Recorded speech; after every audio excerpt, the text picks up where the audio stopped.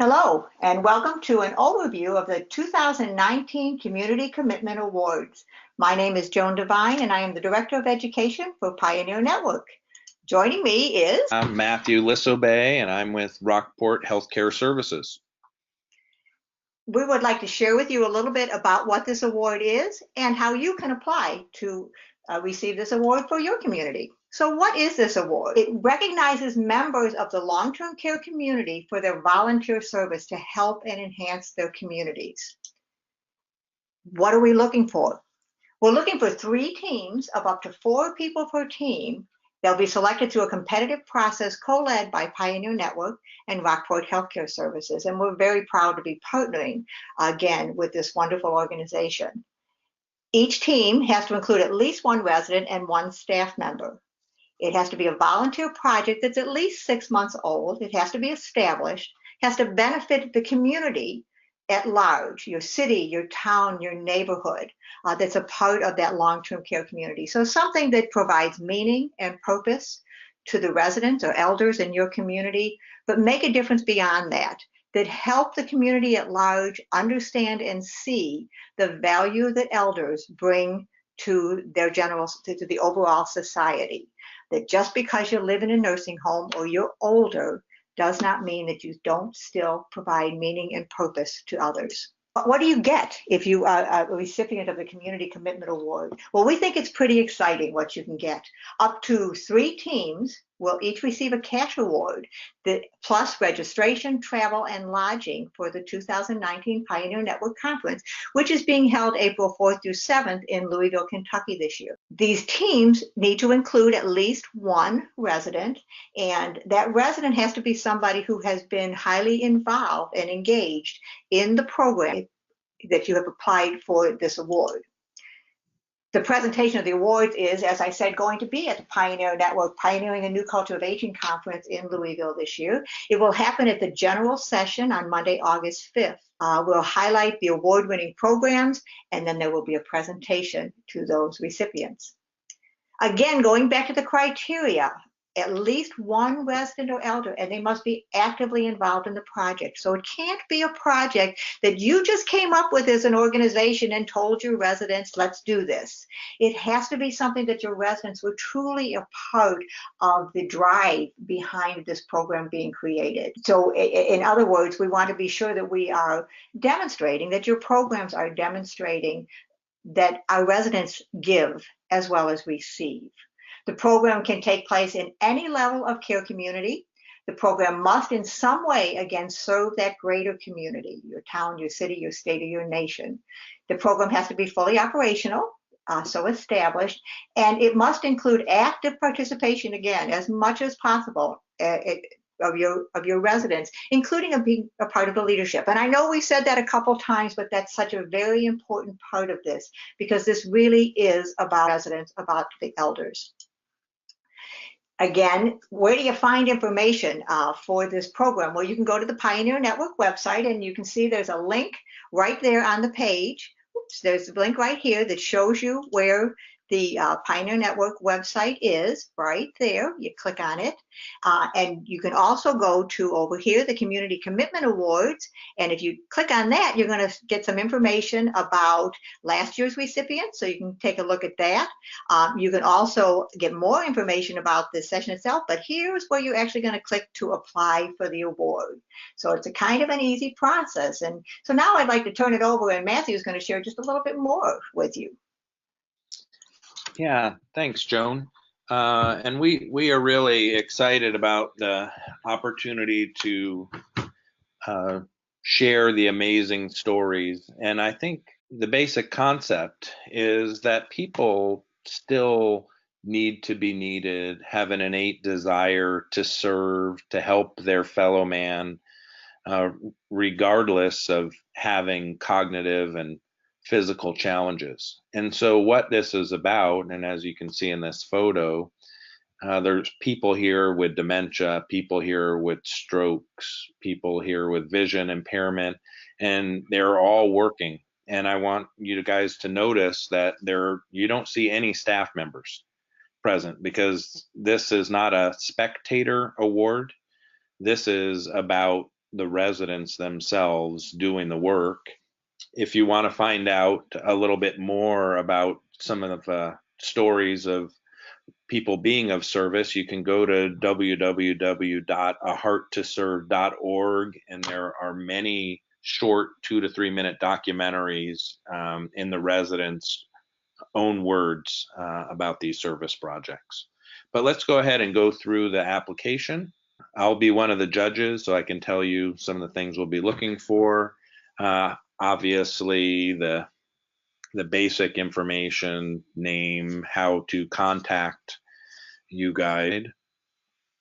This is important. We want to know who the community partner is. So, are you working with a homeless shelter? Are you working with animal rescue? Are you working with someone affiliated with at-risk kids? So we want to know the name of who the residents are serving and helping, and contact information for them, and then the level of living. All right, and on the next is basically the summary, name of the program, overview of the program. So we want to understand what the residents are doing, how they're helping.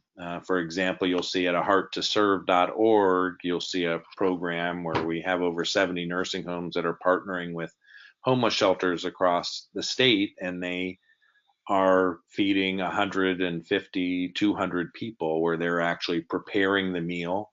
They're actually going out to the homeless shelter and actually scooping the food onto the plates. Program development, the development process. So we want to understand how this all came to be. So you can describe the early formation of these ideas. And on the next slide, who are the residents that are involved? So we want specifics about who's involved in the program. How are the residents involved? Like Joan and I have mentioned many times, sometimes we have residents watching things happen and feeling like they're involved because they're enjoying viewing the process. This is not that. This is residents actually doing the work. So we want to know how they're specifically. Are they cutting up tomatoes? Are they walking a dog? Are they teaching a child, helping teach a child to read? How is this program benefiting the residents? We just want to know, what changes are you seeing in the people that are participating in this program? Is it having an impact on apathy, depression, engagement in your community? Challenges that you've had to overcome.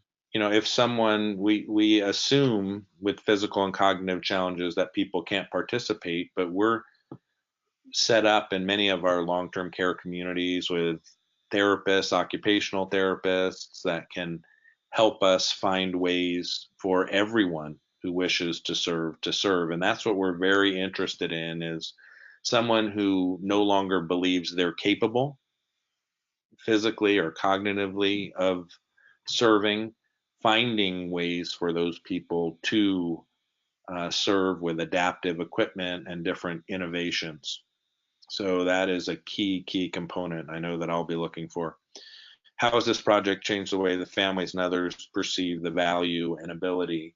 So we want to look at how is this impacting people's view, because the people, if they're truly serving, are no longer just in the role of care receiver, patient, resident. They're now a contributing member of the community and of society. And how does that change the way they interact? Name of the greater community partners. How is this program benefiting the community at large? And it's critical that this is not pretend. There are real needs out there in every single community. And we have people in our long-term care communities that are very excited about helping fulfill those needs. So we want to look at exactly what's happening. For instance, at Rockport, we have about 4,000 meals per month that the residents are serving across the state. So that's actually what's happening. All right. And this is a really critical part, and we'd like to see more videos, pictures, and the videos and pictures. And the reason we included the picture earlier, it shows people, the residents, actually doing the work. And that's what we're interested in here, is seeing people. There's definitely a joy to service, but there's also the hard work of service. So don't be afraid to show people putting in some hard work to continue to serve their communities. We'd love to see some videos, a minute, 60 seconds, to really see the residents in action. And we really do encourage you to consider whether or not you have something in your community that meets the criteria of this award. We know things are happening across the country. Wonderful things are happening across the country.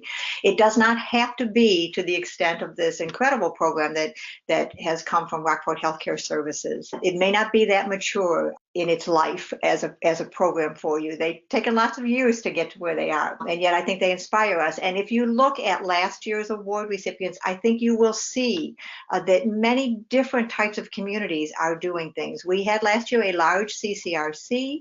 We had a community in Canada with a younger population, and then we had a very small community, 110 residents in rural Louisiana. So this can work for any of us. Any of our communities have the opportunity to build and grow this type of program. So if you have that kind of program and feel that it is worthy of putting your hat in the ring for the award this year, we encourage you to do that. Deadline for application is April 19th, 2019.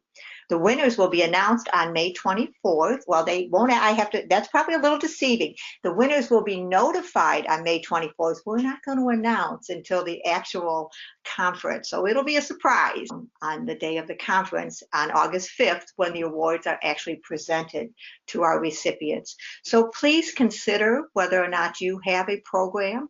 If you do, again, please apply. If you don't, we hope you're inspired maybe to think about putting something together and maybe being ready for the 2020 Community Commitment Awards. Matthew, any other thoughts?